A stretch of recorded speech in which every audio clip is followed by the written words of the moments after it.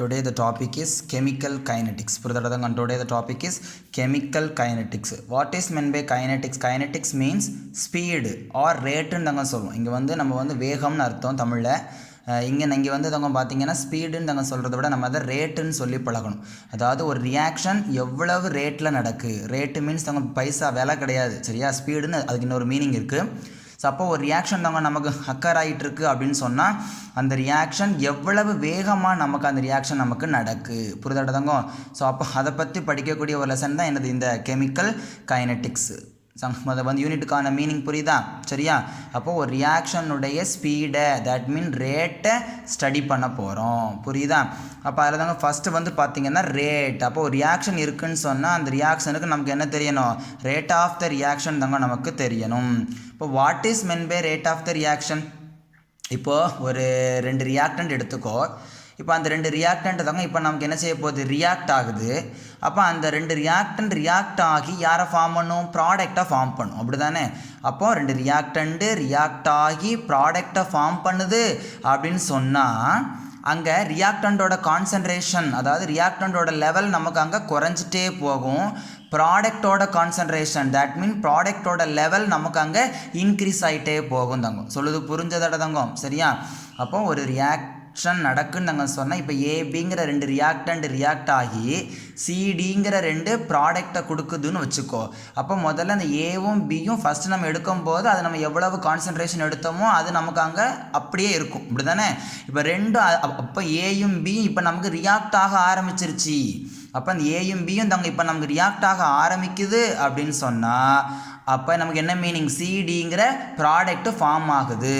அப்போ concentration of the reactant decreases, concentration of the product என்னது?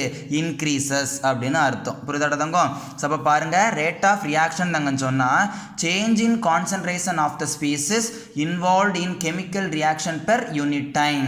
அப்போ ஒரு பெர் யூனிட் டைமில் ஒரு ரியாக்டன்ட் தாங்க. ஸோ அப்போ ரியாக்டண்டோட கான்சன்ட்ரேஷன் நமக்கு என்ன பண்ணுது? சேஞ்ச் ஆகுது. அதைத்தான் நம்ம என்ன சொல்கிறோம்? ரேட் ஆஃப் த ரியாக்ஷன் அப்படின்னு சொல்கிறோம், புரியுதாட்ட தாங்க? அப்போ change in concentration of the reactant per unit time. Per unit டைமில் ஒரு ரியாக்டண்டோட கான்சன்ட்ரேஷன் எவ்வளவு சேஞ்ச் ஆகுது அதைத்தான் நம்ம என்ன சொல்கிறோம்? ரேட் அப்படின்னு சொல்கிறோம், புரியுதாட்ட தாங்க?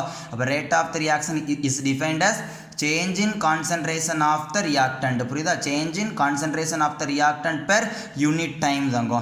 பாருங்கள், இப்போ நான் A gives Bங்கிற ஒரு சிம்பிள் ஈக்குவேஷன் எடுத்திருக்கேன். இப்போ இதுக்கு தாங்க நான் ரேட் எழுத போகிறேன். அப்போ ரேட் ஈக்குவல் டு நான் என்ன சொல்லியிருக்கேன்? Change in concentration of reactant சொன்னேன்னா, அப்போ change in concentration of reactant by change in time. ஏன் இங்கே மைனஸ் தங்கம் போட்டிருக்கேன்? ரொம்ப இம்பார்ட்டன்ட். ஏன் மைனஸ் போட்டிருக்கோம்? முதல்ல சொன்னல, ஏபிங்கிற 2 ரியாக்டன்ட் ரியாக்ட் ஆகி சிடிங்கிற ப்ராடக்ட்டை தருதுன்னு நாங்கள் சொன்னால் கான்சன்ட்ரேஷன் ஆஃப் த ஏபி, அதாவது ரியாக்டண்டோட கான்சன்ட்ரேஷன் நமக்கு டிக்ரீஸ் ஆனால் தான் ப்ராடக்டோட கான்சன்ட்ரேஷன் தாங்க இன்க்ரீஸ் ஆகும். அப்போ தான் நமக்கு அங்கே ப்ராடக்ட் ஃபார்ம் ஆகுதுன்னு அர்த்தம், புரியுதாட்ட தாங்க? அதனால தான் அதாவது ரியாக்டண்டோட கான்சன்ட்ரேஷன் டிக்ரீஸ் ஆகுது, அதை மென்ஷன் பண்ண நம்ம இங்கே மைனஸ் யூஸ் பண்ணியிருக்கோம், புரியுதா? அப்போ rate equal to minus change in concentration of reactant by என்னது? சேஞ்ச் இன் டைம் தங்கம். அப்போ ரேட் ஈக்குவல் டு தங்கம் சேஞ்சஸை தம்பி நம்ம டெல்டான்னு எழுதுவோம். அப்போ தம்பி அப்போ தங்க இங்கே ரியாக்டண்ட் யார்? ஏ தானே? அப்போ minus delta A divided by delta t. delta t means in the change in time, புரியுதாட்ட தாங்க? அப்போ முதல்ல சொல்லிட்டேன். அப்போ during the reaction the concentration of the reactant decreases சொன்னல தாங்க. அப்போது ரியாக்ஷன் நமக்கு அக்கர் ஆகுது, நடந்துட்டு இருக்குன்னு தாங்க சொன்னால் அந்த ரியாக்ஷனில் ரியாக்டண்டோட கான்சன்ட்ரேஷன் நமக்கு என்ன பண்ண ஆரம்பிக்கும்? டிக்ரீஸ் ஆக ஆரம்பிக்கும் and gives the negative volume. சொல்லுது புரிஞ்சதா? அப்போ what is meant by rate of reaction? ஒரே வேர்டு தான், change in concentration of reactant per unit time. Per unit டைமில் ஒரு ரியாக்டண்டோட கான்சன்ட்ரேஷன் எவ்வளவு சேஞ்ச் ஆகுது, that's said to be the rate of reaction தாங்க சொல்லுவோம், புரியுதாட்ட தாங்க? நெக்ஸ்ட் பாருங்க, யூனிட் ஆஃப் ரேட்டு தம்பி. இந்த ரேட்டுக்கு நம்ம ஒரு யூனிட் தாங்க வைக்கணும்ல. அப்போ ரேட் ஆஃப் யூனிட், அப்போ யூனிட் ஈக்குவல் டு அந்த ஃபார்முலா தான், சரி? யூனிட் ஆஃப் கான்சன்ட்ரேஷன் பை என்னது? யூனிட் ஆஃப் டைம் தாங்க. யூனிட் ஆஃப் கான்சன்ட்ரேஷன் பை என்னது? Unit of time. அப்போ யூனிட் ஆஃப் கான்சன்ட்ரேஷனை நம்ம என்ன சொல்வோம்? Mole per litre. அதாவது நீங்கள் அது மோல் லிட்டர் -1ன்னு சொல்வீங்கன்னு நினைக்கிறேன். பட் தாங்க மோல் பெர் லிட்டர்னு சொல்லி பழகுங்க, சரியாட்ட தாங்க? ஸோ அப்போ unit equal to unit of concentration by என்னது? Unit of time. அப்போ யூனிட் ஆஃப் கான்சன்ட்ரேஷன் தாங்க பார்த்தீங்கன்னா நமக்கு என்னது?